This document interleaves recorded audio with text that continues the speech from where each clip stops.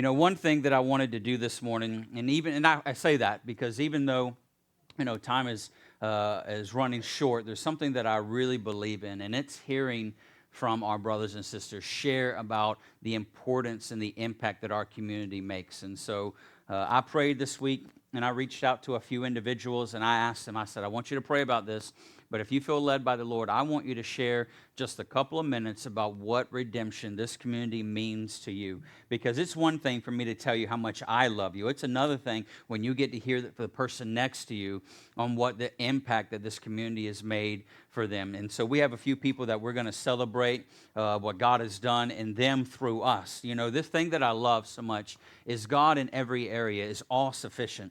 But yet in his all-sufficiency, he chooses to use us as his hands and his feet to help meet the needs of one another. The Bible tells us that we cast all our cares on him, for he cares for us, does it not? But then it also says in Galatians that we would bear one another's burdens. That's the beauty of God's grace, is that we cast those cares, but that he uses us at times to catch them being used by him.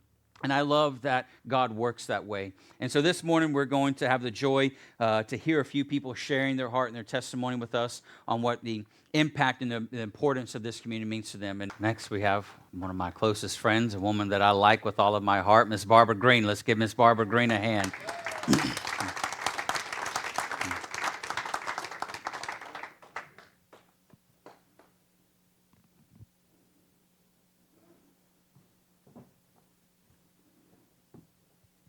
Sweetheart. When I first came here, I was looking for a place to belong. I was alone. And I'm basically a loner anyway, but it was too much. I didn't even have a friend. And I needed someone. But when I came here, I immediately felt at home, but it wasn't the people. I enjoyed the service so much that I knew this was my home, and I never looked back. But I had always kept people at arm's length. I thought if they knew me, they wouldn't like me.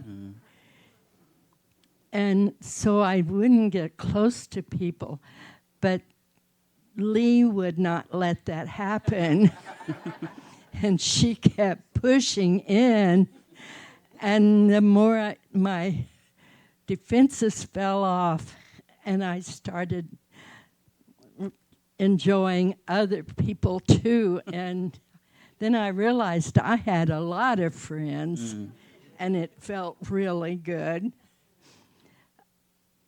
I had always been so self-reliant, but after I came here, I became needy.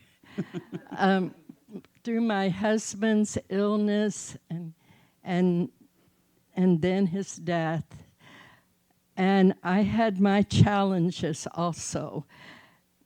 Lee would come to the hospital when I would go and hold my hands.